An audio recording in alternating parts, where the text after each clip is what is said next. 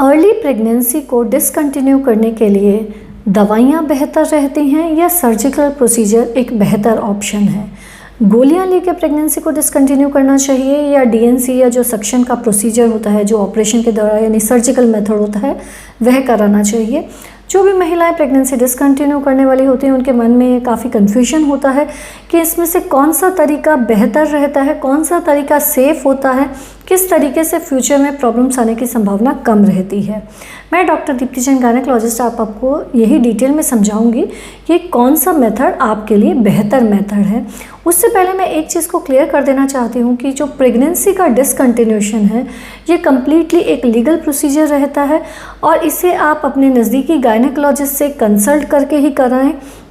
अपने आप दवाइयाँ ना लें, यह आपकी सेहत के लिए रिस्की हो सकता है। गायनेकोलॉजिस्ट को कंसल्ट करके ऑथोराइज्ड सेंटर पे ही यह करना चाहिए, ये गवर्नमेंट के रूल्स के अंदर आता है।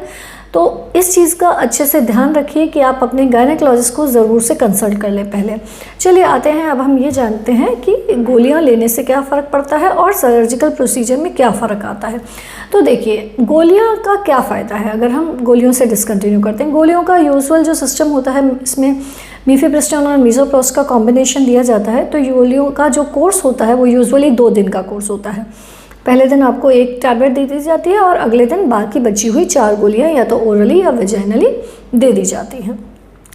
तो ये जो गोलियों वाला प्रोसीजर है ये डेफिनेटली एक सर्जिकल प्रोसीजर के कंपैरिजन में हम इससे ज़्यादा माइल्डर सिस्टम कंसीडर करते हैं, क्योंकि इसमें हम किसी भी तरह से आपको बेहोश नहीं कर रहे हैं, कोई सर्जरी नहीं हो रही है, आपकी बॉडी के अंदर कोई इंस्ट्रूमेंट्स नहीं जा रहे हैं, किसी प्रकार का कोई इंस्ट्रूमेंटेशन नहीं है, कोई हैंडलिंग नहीं है, ज़्यादा नेचुरल मेथड है। तो गोलियों का मेजर फ़ायदा ये रहता है कि आपको बेहोश नहीं करना पड़ता। कॉस्टिंग भी डेफिनेटली कम होती है, क्योंकि गोलियों की कॉस्टिंग किसी भी सर्जिकल प्रोसीजर से डेफिनेटली कम होती है।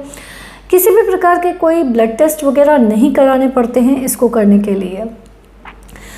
जबकि जो सर्जिकल प्रोसीजर होता है, यानी कि जिसे हम सक्शन इवैक्यूएशन कहते हैं, जिसमें हम पेशेंट को बेहोश करके जो भी चीज़ अंदर पड़ी होती है उसे सक करके निकाल देते हैं, इस प्रोसीजर के अंदर एनेस्थीसिया देना पड़ता है, यानी कि मरीज़ को बेहोश करने की ज़रूरत रहती है।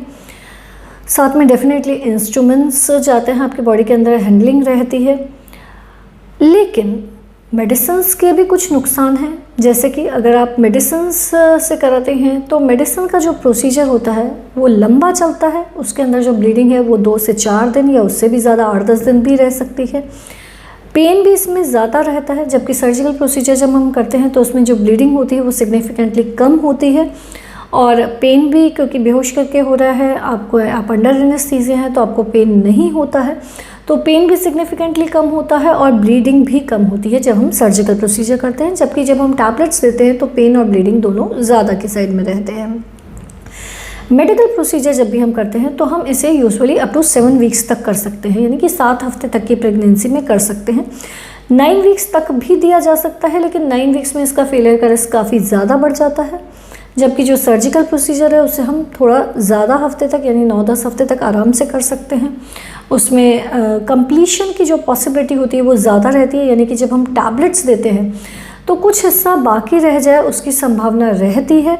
जबकि जो हम सर्जिकल प्रोसीजर करते हैं वो यूजुअली कंप्लीट ज़्यादा आसानी से होता है, यानी कि उसमें इनकम्प्लीट रहने की जो पॉसिबिलिटी होती है वो काफ़ी कम होती हैं। यानी कि जब हम मेडिकल मेथड से डिसकंटिन्यू करते हैं तो 90%, 90-95% सक्सेस रेट रहता है, यानी कि 10 मरीज़ को जब हम गोली देते हैं तो 9 का तो क्लियर हो जाता है, लेकिन एक आधा पेशेंट में चीज़ अटक जाती है, थोड़ा बहुत हिस्सा अंदर रह जाता है, जिसके लिए हमें या तो डोज रिपीट करनी पड़ती है या फिर सर्जिकल में जाना पड़ता है। जबकि जब हम सर्जिकल मेथड से डिसकंटिन्यू करते हैं तो प्रोसीजर के कंप्लीट होने के, कंप्लीशन के जो चांसेस होते हैं वो ज़्यादा होते हैं। Usually most of the time ये एक कंप्लीट प्रोसीजर होता है, यूजुअली रिपीट करने की ज़रूरत नहीं आती है। सर्जिकल प्रोसीजर शॉर्टर ड्यूरेशन में हो जाता है, यानी कि एक बार में ही आप हॉस्पिटल जाते हैं, 2-4 घंटे आपको एडमिट रखा जाता है और फिर भेज दिया जाता है। तो सर्जिकल प्रोसीजर के अंदर आपके जो डॉक्टर की विजिट्स हैं वो सिग्निफिकेंटली कम होती हैं, टाइम कम लगता है, पेन ब्लीडिंग कम होती है। जबकि मेडिकल मेथड के अंदर टाइम ज़्यादा लगता है, पेन और ब्लीडिंग अधिक रहती है, आपको डॉक्टर्स के पास मल्टीपल टाइम जाना पड़ता है, आपको दवाई का कोर्स दिया जाता है, उसके बाद फिर आपको 8-10 दिन बाद वापस फॉलोअप के लिए बुलाया जाता है, ये देखने के लिए कि सब कुछ क्लियर हो गया है या नहीं हुआ, क्योंकि अगर बच्चेदानी में कुछ भी हिस्सा रह गया तो आपको इन्फेक्शन हो सकता है, आपकी फ्यूचर प्रेगनेंसी में प्रॉब्लम आ सकती है। सर्जरी के दौरान परफोरेशन का जो रिस्क है वो डेफिनेटली सिर्फ सर्जिकल मेथड में है, मेडिकल मेथड में वो रिस्क नहीं रहता है। इन्फेक्शन का भी जो रिस्क है वो भी सर्जरी के टाइम पे रहता है। मेडिसिन जब हम देते हैं तो उस टाइम पे तो बिल्कुल नहीं रहता है, लेकिन हाँ मेडिसिन देने के बाद अगर कुछ हिस्सा अंदर रह जाए और वो क्लियर ना हो तो डेफिनेटली रिस्क रहता है इन्फेक्शन का। तो आपके लिए बेटर मेथड कौन सा है, टैबलेट्स या सर्जिकल? और एक और चीज़, सर्जिकल मेथड जैसे कि मैंने बताया कि कॉस्टिंग में सर्जिकल मेथड की थोड़ी ज़्यादा होती है, तो सर्जिकल मेथड बेहतर है या टैबलेट्स से करना ज़्यादा बेहतर है?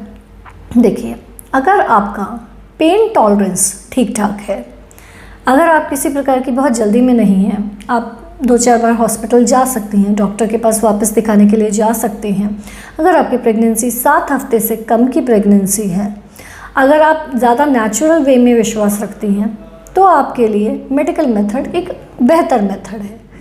लेकिन अगर आपकी प्रेगनेंसी 7 वीक्स से ज़्यादा की प्रेगनेंसी है, अगर आपका पेन टॉलरेंस सिग्निफिकेंटली कम है, यानी कि आप दर्द बर्दाश्त नहीं कर पाती हैं बिल्कुल भी, अगर आप काफ़ी जल्दी में हैं, डॉक्टर के पास बार बार नहीं दिखाने जा सकती हैं, अगर आप एक बार में ही चाहती हैं कि प्रोसीजर कंप्लीट हो जाए, जो भी चीज़ें एक बार में ही पूरी हो जाए, सिस्टम बहुत लंबा ना चले, तो आपके लिए सर्जिकल मेथड एक बेहतर ऑप्शन है। एक और चीज़ मैं क्लियर कर देना चाहती हूँ, मेडिकल या सर्जिकल मेथड दोनों में से कोई भी मेथड एज सच आपकी फ्यूचर प्रेगनेंसी को अफेक्ट नहीं करता है। यानी कि पेशेंट्स बहुत कॉमनली पूछते हैं कि आगे बच्चा ठहरने में कोई दिक्कत तो नहीं होगी।